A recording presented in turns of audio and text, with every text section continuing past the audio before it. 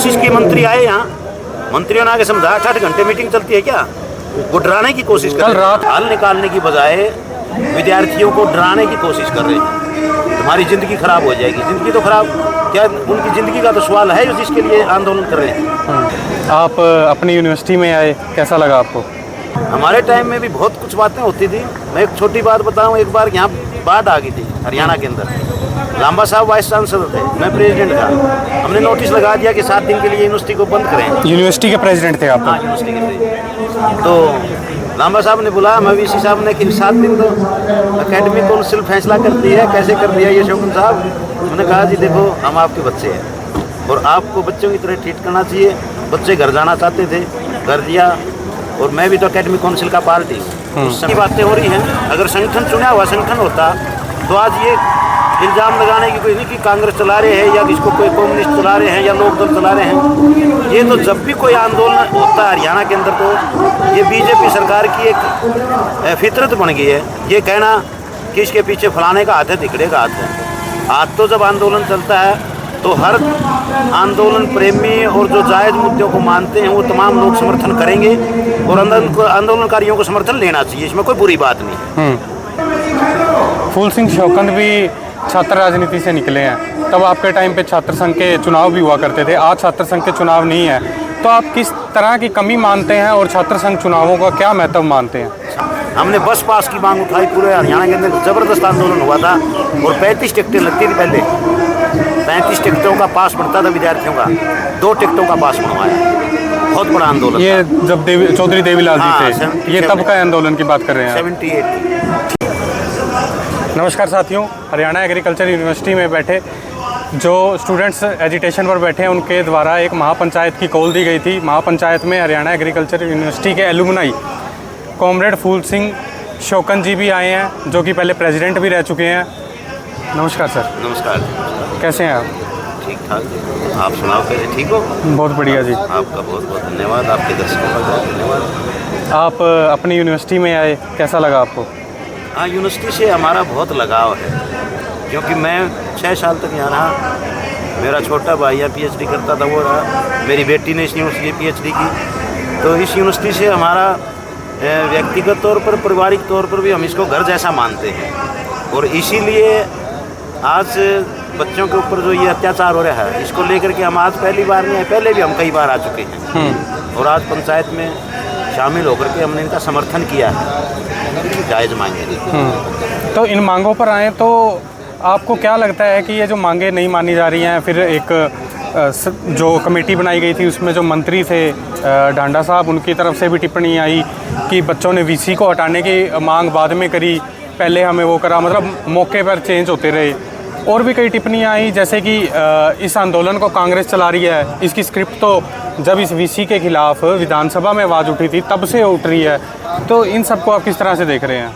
ऐसा है कि देखो, विद्यार्थियों की मुख्य मांग थी स्कॉलरशिप की, जिसके लिए लेकर के इन्होंने शांति प्रिय ढंग से धरना दिया, आंदोलन की शुरुआत की और एक टाइम पे यह आश्वासन दिया गया कि मुख्यमंत्री यहाँ आ रहे हैं, जिसके बाद मतलब बैठ कर के बातचीत से हल निकाल लेंगे। लेकिन हल निकालने की बजाय वीसी साहब ने जो तानाशाही पूर्ण रवैया अपनाया और यहाँ तक कि उसके जो व्यक्तिगत चमचे हैं, यानी कि जो अपने आप को अध्यापक कहते हैं, मतलब वो लठ लेकर बच्चों को सिर पर फोड़ने लग गए तो पता क्या उम्मीद करेंगे। और सिक्योरिटी जिसकी जिम्मेवारी मतलब यहाँ बच्चों की सुरक्षा प्रदान करना है, अब सिक्योरिटी के लोग लठ लेकर के मतलब सिर फोड़ते हैं बच्चों का, तो फिर क्या उम्मीद करेंगे वीसी से। और इन सारी परिस्थितियों की वजह से ही वीसी को हटाने की मांग इन्होंने करनी पड़ी, वरना वीसी यहाँ के मुखिया थे, इनके अपने बच्चे थे, विद्यार्थी थे, इनको बुला करके बैठ कर समझाते ये होता है। हमारे टाइम में भी बहुत कुछ बातें होती थी। मैं एक छोटी बात बताऊं, एक बार यहाँ बाढ़ आ गई थी हरियाणा के अंदर। लांबा साहब वाइस चांसलर थे, मैं प्रेसिडेंट था। हमने नोटिस लगा दिया कि 7 दिन के लिए यूनिवर्सिटी को बंद करें। यूनिवर्सिटी के प्रेसिडेंट थे आप? हाँ, यूनिवर्सिटी के प्रेसिडेंट। तो लांबा साहब ने बुलाया, मैं वीसी साहब ने कि 7 दिन तो एकेडमिक काउंसिल फैसला करती है, कैसे कर दिया ये शौकत साहब? मैंने कहा जी देखो, हम आपके बच्चे हैं और आपको बच्चों की तरह ट्रीट करना चाहिए। बच्चे घर जाना चाहते थे, घर दिया, और मैं भी तो एकेडमिक काउंसिल का पार्टी हूँ उस समय पे ये HAU पहली यूनिवर्सिटी थी हरियाणा के अंदर। ये एकेडमिक काउंसिल, किसी यूनिवर्सिटी में EC बोलते हैं, यहाँ AC बोलते हैं, जिसके अंदर जो सुप्रीम बॉडी है यहाँ की यूनिवर्सिटीज़ की तमाम चीज़ों को देखने के लिए विद्यार्थियों के जो भी मुद्दे होते थे एकेडमिक काउंसिल में हम उसी तरीके से रखते थे और वो बातें मान ली जाती थी। आज दुर्भाग्य ये है कि यहाँ कोई संगठन नहीं है, इसलिए आज ये इस तरह की बातें हो रही हैं। अगर संगठन चुना हुआ संगठन होता तो आज ये इल्ज़ाम लगाने की कोई नहीं कि कांग्रेस चला रहे हैं या किसको कोई कम्युनिस्ट चला रहे हैं या लोक दल चला रहे हैं। ये तो जब भी कोई आंदोलन होता है हरियाणा के अंदर तो ये बीजेपी सरकार की एक फितरत बन गई है, ये कहना कि इसके पीछे फलाने का हाथ है, तिकड़े का हाथ है। आज तो जब आंदोलन चलता है तो हर आंदोलन प्रेमी और जो जायज़ मुद्दों को मानते हैं वो तमाम लोग समर्थन करेंगे और आंदोलनकारियों को समर्थन लेना चाहिए, इसमें कोई बुरी बात नहीं है। लेकिन जो कमेटी यहाँ विद्यार्थियों की बनी हुई है हम उसको सुप्रीम मानते हैं, वही सोच समझ करके फैसला करें और किसी प्रकार की जो सरकार की तोड़फोड़ की या डराने धमकाने की कोशिश है उससे बचें। कोशिश की मंत्री आए यहाँ, मंत्रियों ने आगे समझा 8 घंटे मीटिंग चलती है क्या, वो डराने की कोशिश कर। कल रात भी एकदम से बुला लिया गया इन्हें और 12:30-1 बजे तक फ्री हुए हैं ये वहाँ से। नहीं, वो हल निकालने की बजाय विद्यार्थियों को डराने की कोशिश कर रहे हैं। तुम्हारी ज़िंदगी खराब हो जाएगी। ज़िंदगी तो खराब, क्या उनकी ज़िंदगी का तो सवाल है जिसके लिए आंदोलन कर रहे हैं। फूल सिंह शौकत भी छात्र राजनीति से निकले हैं, तब आपके टाइम पे छात्र संघ के चुनाव भी हुआ करते थे, आज छात्र संघ के चुनाव नहीं है, तो आप किस तरह की कमी मानते हैं और छात्र संघ चुनावों का क्या महत्व मानते हैं? छात्र संघ के चुनाव केवल यूनिवर्सिटी में नहीं, यहाँ कुरुक्षेत्र यूनिवर्सिटी से शुरुआत हुई थी, फिर यहाँ हुआ, उसके बाद हमने पूरे SFI में काम करते थे। SFI के नेता होने की वजह से हमने पूरे हरियाणा के अंदर आंदोलन छेड़े और पूरे हरियाणा के अंदर कॉलेज के अंदर भी इलेक्टेड यूनियन बनवाई और सभी जगह इलेक्टेड यूनियन बनवा करके 3 यूनिवर्सिटीज होती है अपने उस टाइम में, क्षेत्रा, MBU और HAU।